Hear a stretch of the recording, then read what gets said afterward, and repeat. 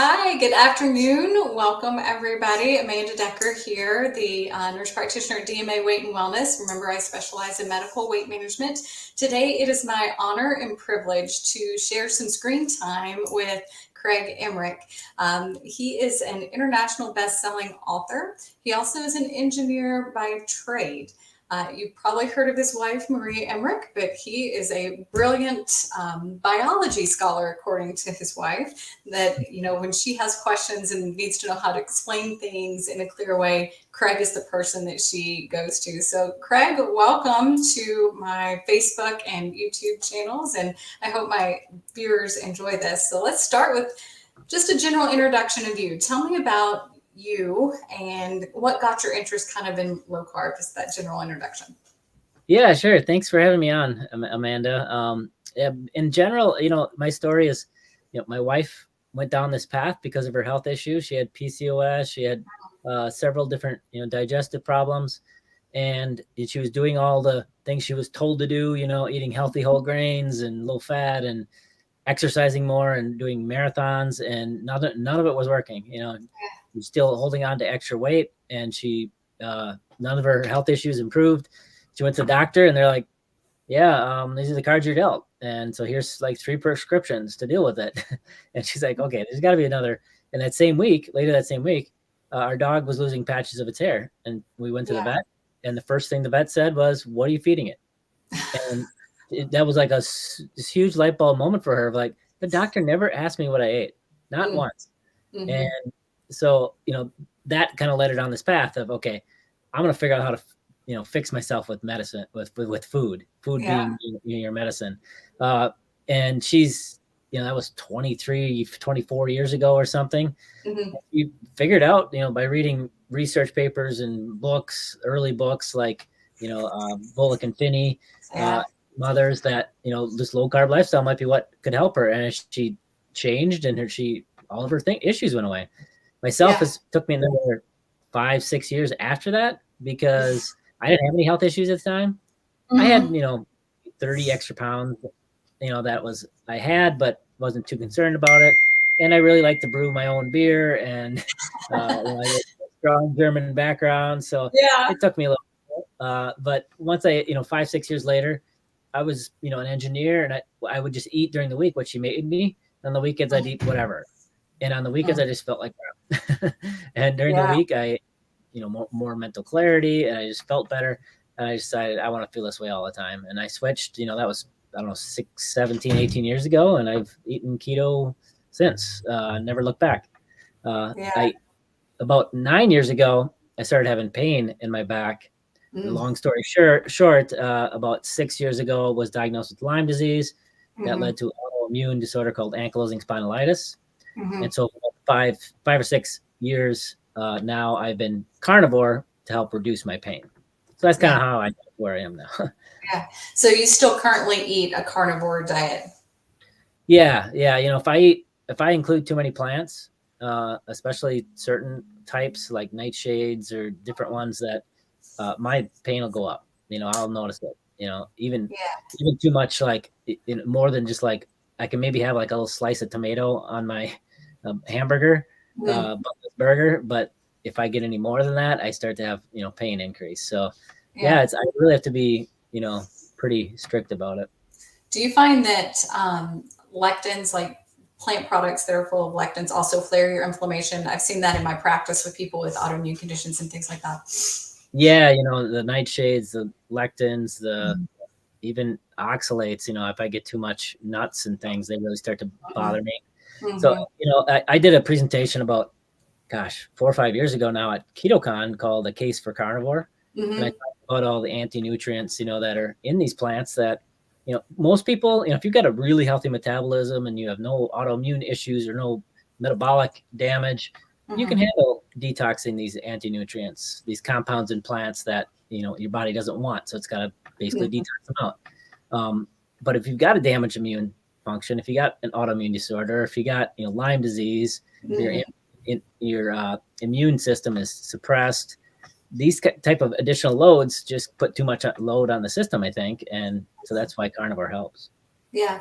So, I get asked a lot about beans, and people have this idea that beans are extremely healthy for them, and they've been told it's one of the superfoods. It's got all the fiber for the gut and help with the microbiome. But I personally find that they're quite inflammatory, and people don't realize how inflammatory they are until they remove them from their diet. What is it about beans that makes them? Is it the nightshade lectin something in there, or is it something else that makes beans more inflammatory? Lectins are a big issue for sure. I would say, one of the things about, especially when a lot of things there, like the beans, you need the fiber for the gut microbiome, et cetera. If you look at fermentability of components in the gut, things like collagen, glucosamine, Mm-hmm. butyric acid, and butter, these are all from animal sources, Mm-hmm. and all of those are higher fermentability to the gut microbiome than any cellulose, any fiber that you're typically going to talk about from, a plant, right? The only thing in a plant that was higher on this study was FOS, fructooligosaccharides, which is a very fermentable component, but it's in small amounts in certain plants, right? It's not like the fiber you think of in general. It's just small amounts of FOS in certain plants. All these other animal components are even better for the gut microbiome, Yeah. for feeding it, keeping it healthy. And the gut is really flexible. People, the thing about the gut too is it thrives on what you feed it, right? And so there's a study, and I cited this in our Carnivore Cookbook because it's a randomized control trial, really well done study that took people and randomized them from standard American diet to two groups. One was 100% carnivore, and this is good carnivore. It was like steak, eggs, not like some oils or anything. Yeah. And the other one went completely vegetarian, vegan, plant-based. Mm-hmm. And they looked at the gut microbiome and what happened. And what was really interesting is within 24 hours of that new diet hitting the gut, there was a huge shift in the gut microbiome. So that all the bugs in your gut had a big change. Yeah. But the change was in number of certain strains, right? Okay. It wasn't in the diversity. There's the same types of gut bugs in either way, in either diet, right? Okay.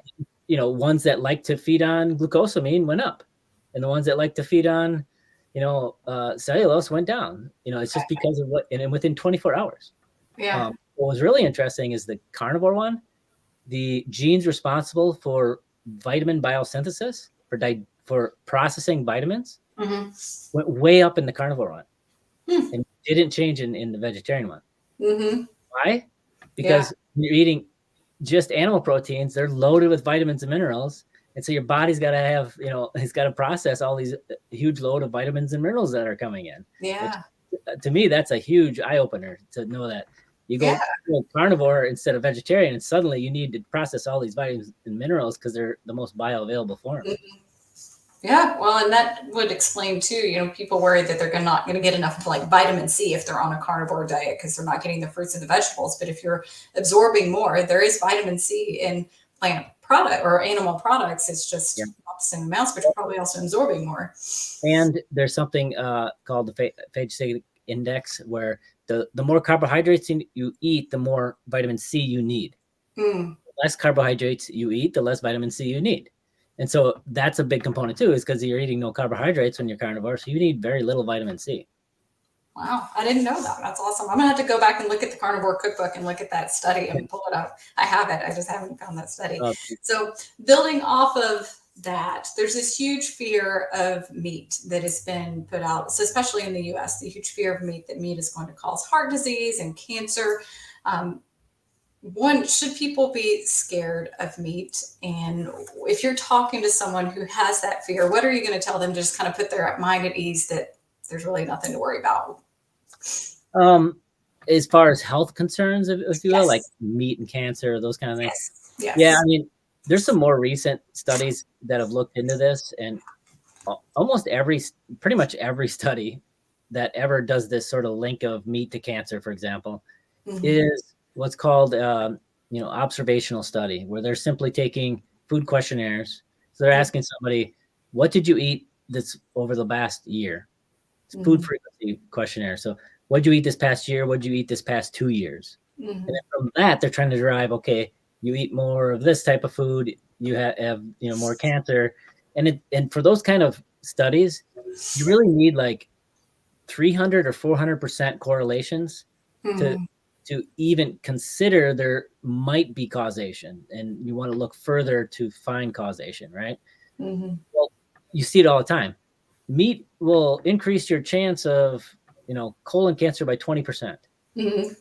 On this type of study, 20% is noise. It's not even, something to consider. You got to be like 300% to say, oh, there might actually be something here. And yet it gets broadcast across all the media channels, and it's like meat will cause cancer. And so it's a bit frustrating in that respect. One of the biggest analysis ever done on it, there's a study, and I can provide a link if you like to this. It was looked at all the available data on meat and cancer, and Mm-hmm. it found no to very weak correlation to any correlation of meat and cancer risk. And this was a huge study that looked at all the available data. Mm-hmm. So I'm not worried about it from a health standpoint, Yeah. and when I look at it from a biology standpoint, and one of the things we put in our carnivore book, and then like 6-7 years ago in our keto book, I Mm-hmm. did a whole chapter on vitamins and minerals in meat, because people don't understand where their vitamins and minerals are coming from. You give them a Yeah. plate with a steak and some kale and some blueberries, and you ask them, where are the vitamins and minerals? The Most people blueberries is the the kale.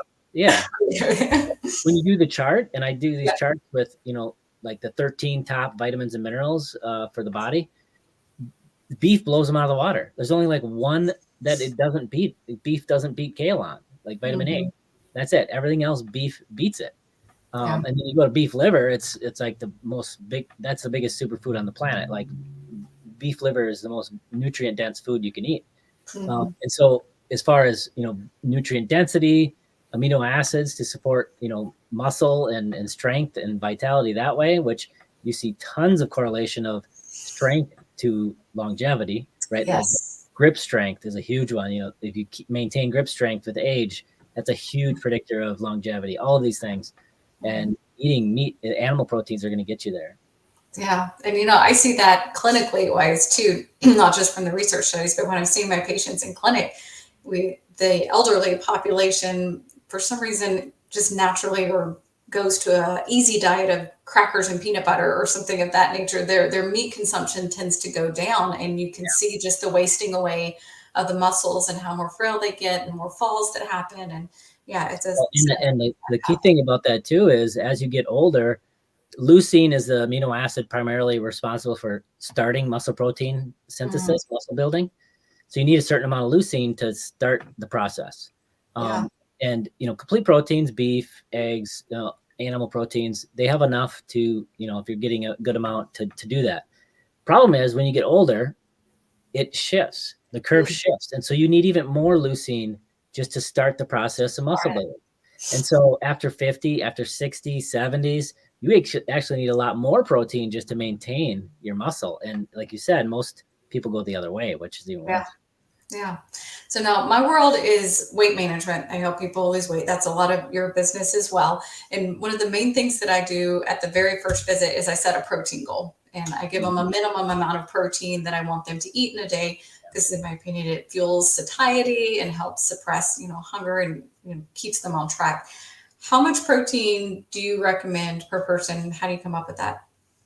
Yeah, I think that's great. I think that's a very important aspect too, to do right away, because it matches the goals, right? Like a lot of people talk about percentages, like 80% fat or 70% fat and 20% protein. Well, that completely varies the amount based on how much you eat. If you Yeah. eat 1,000 calories, that's going to be way different amount of protein at 20% as if you're eating 4,000 calories, right? It's wildly different. And the goal, as you stated, does not change. The goal Mhm. is based on your lean mass, right? Your Mhm. lean mass, how much muscle you have, is going to determine how much amino acid you need every day, how much protein every day to maintain it. And that's why a protein goal is so much more important and so much more valuable as a tool, because it focuses on the goal. The Yeah. goal is your lean mass and maintaining or building it. So Mhm. that protein goal gets you that sort of floor or level to make sure you get. Yeah. Um, from that perspective, typically we do usually around 0.8 to 1 times your lean mass. Mm-hmm.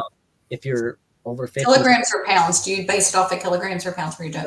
Pounds. So pounds of lean mass, for example, if somebody's, make the math easy, 150 pounds, 33% body fat, that means they're 100 pounds of lean mass. So you're looking at anywhere 80 to 100 grams of protein as your minimum.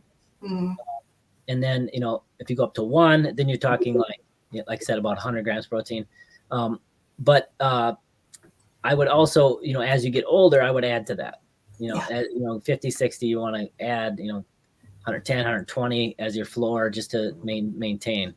And then, if you're a bodybuilder or if you're trying to build, specifically maximizing building muscle, then you might want to go 1.2 or even, 1.4 in some cases times your lean mass. Yeah. Now, if someone's on a weight loss journey and they're not getting adequate protein, they're just slashing calories and restricting, is there other negatives than just pulling from that muscle mass? Can it affect other things in the heart or not the heart, but can it affect other organs, other parts of the body if you're on a weight loss journey and not getting adequate protein? Well, yeah. I mean, one of the first signs you'll see right away is you start shedding hair. And you see a lot of people that go keto and they're doing like the stick of butter a day or the 80% fat kind of recommendations, and they start losing all this hair. It's because you need the amino acids, you need the protein for strong hair, for strong nails, for strong bone. That's the thing too, is, bone health, especially with age, there's a lot of the bone, the sheath, that's protein. And there's even studies that have shown people with osteopenia or osteoporosis, they're adding calcium supplements. And in the two groups, one group was getting the RDA of protein, which I would say is too low, but they were getting that or a little below that. And then another group was getting more than the RDA. And then another one was like almost what I would consider a reasonable amount of protein. Yeah. And the first group kept losing bone, even though they're supplementing calcium and everything. The middle group that was like around the RDA maintained bone density, and the group that got more protein actually gained bone density. Yeah. So protein is huge for a lot of reasons and for a lot of things. So that's a protein goal is so important. Yeah, I saw that personally. Here at DMA, we offer DEXA scan, so the complete body composition through the DEXA scan. And the first one I had, I was kind of borderline on my bone density for my age, which I'm not that old, I'm very young, but I was borderline. And then I really made an effort to bump my protein, specifically in red meat. I went up in my red meat consumption, and my bone density went higher in the normal range within about a year. I think they're about a year apart. I could see a big change in that, which is awesome. That's great. Yeah. So when someone goes on a low carb diet, what do you think is the most common mistake they made, the most common pitfall that happens, and how can they avoid that? Yeah, I guess I would say two things. Number one is, not having a proper protein goal and not getting enough protein every day. That is very common, especially with women. And women tend to have a harder time getting enough, eating a lot of protein versus men. Generally speaking.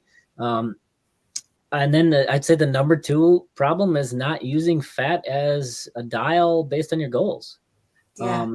There's so many out there that, if you just think about it from the standpoint of, okay, everybody wants to do low carb. Okay, low carb, keep your carbs to some, limit.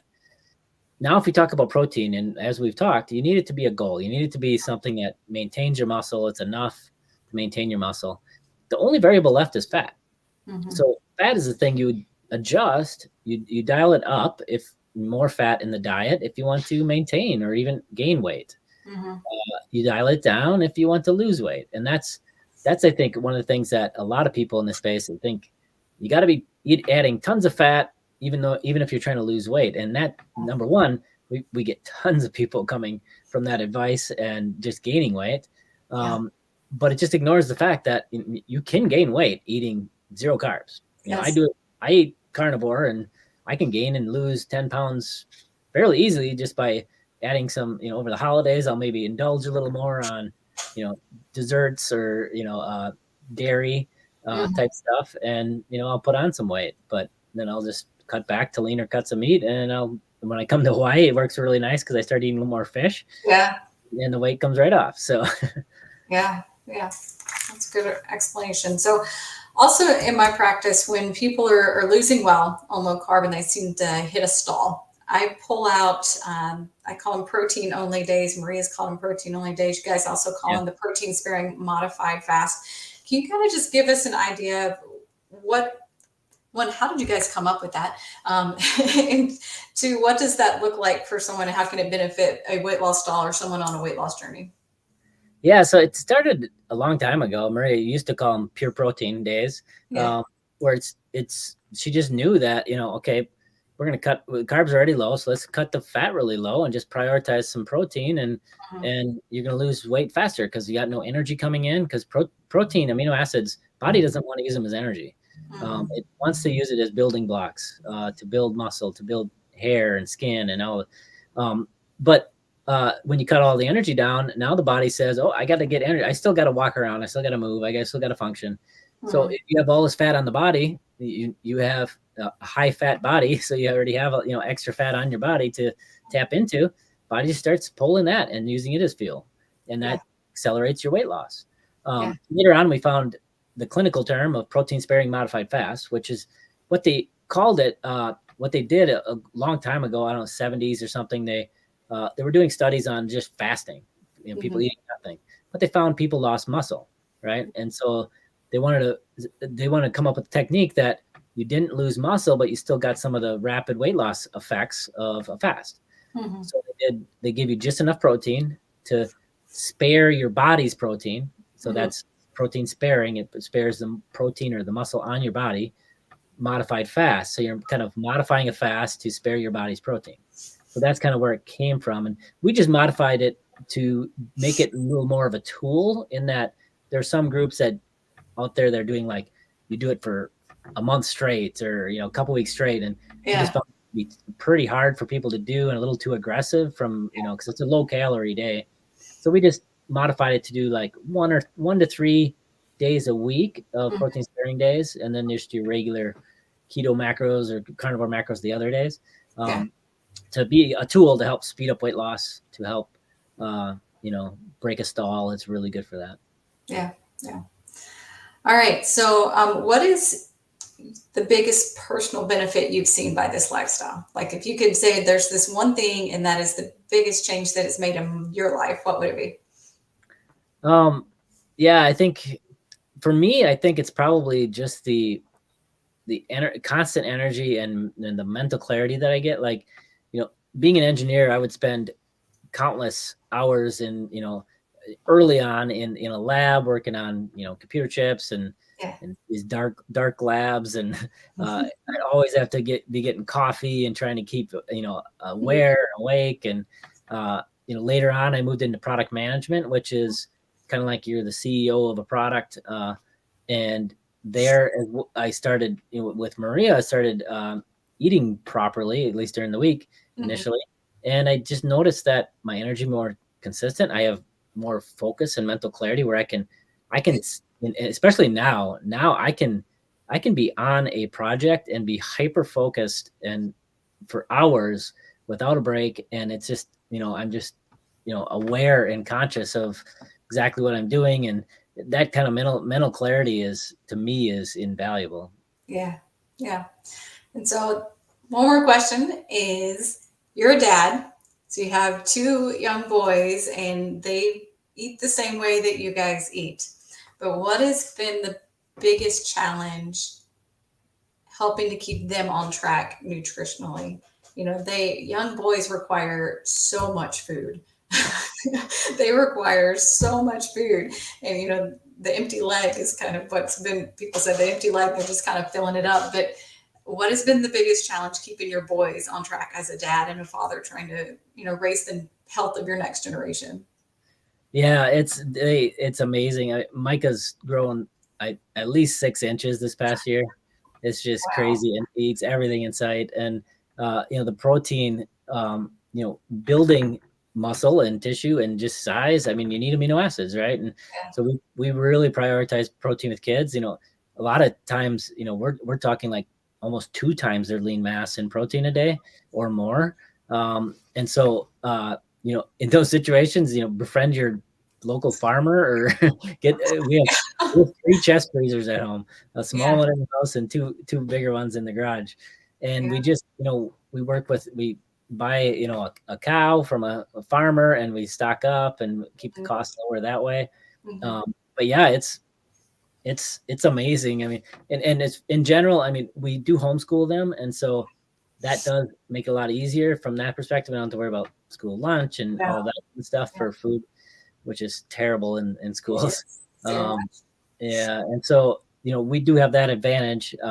And I think in general, the biggest thing with kids is you need to educate them. You need to help them understand what the food is, what's in the food, and how does it make them feel when they eat it. And I think we put so much time into our kids' schooling, into college, into their sports, into their activities, and money and time we spend in that. And how much time do we spend on the thing that will be the most impactful for their health for the rest of their life? Exactly. Almost none. I mean, most parents don't educate their kids one bit on food and macronutrients and micronutrients and what's in their food. And I think when you give them the tools and give them the knowledge of what it is, they'll make better choices, hopefully down the road. Yeah, they may not make it 100% of the time, but that's life. That is life. But at least they know, they can then associate, well, I ate that and then I kind of felt this way, so I know that's why. Correct. They can have the knowledge to fall back on to make sure that they can make the best decision when it comes time to, for sure. Yeah, exactly. Awesome. Thank you for your time. And you guys, if you haven't heard, we're doing it. Oh yeah, go ahead. One little quick thing. I want to tease so one of the things I'm doing on my presentation at your conference is I'm going to be talking about personal fat threshold and going into them in detail, which is a really important topic for insulin resistance and diabetes. It is. But I've got an incredible case study with somebody we've been working with. I got his blood work done with fasting insulin, fasting glucose, triglycerides, A1C, and I'm going to be using that to prove show as a proof case example of personal fat threshold, because you won't believe, I'm not going to spoil it. You have to see I'll be listening. You will not believe the labs on this person. That is awesome. And that conference that Craig is talking about, remember, is Low Carb for Better Health. It is August 26th in Dixon, Tennessee at Montgomery Bell State Park. You can find the link for tickets on my social medias, Facebook, Instagram, YouTube, and Twitter is the other one that I'm on. I'm still new to this whole social media stuff, but Craig will be there. He's going to bring some of his books and hopefully sign them and give them away as door prizes. But his talk, we're very much looking forward to it. And if you would like to hear more from him and have time to ask questions, because remember at this conference, we have that whole hour and a half for lunch if you buy a premium ticket that you can just ask questions to the speakers. It will be there to intermingle and just relax and answer one-on-one things. So I look forward to meeting you in person in August, Craig. And thank you again for joining me. Thank you for having me on. Yeah, have a great night. All right.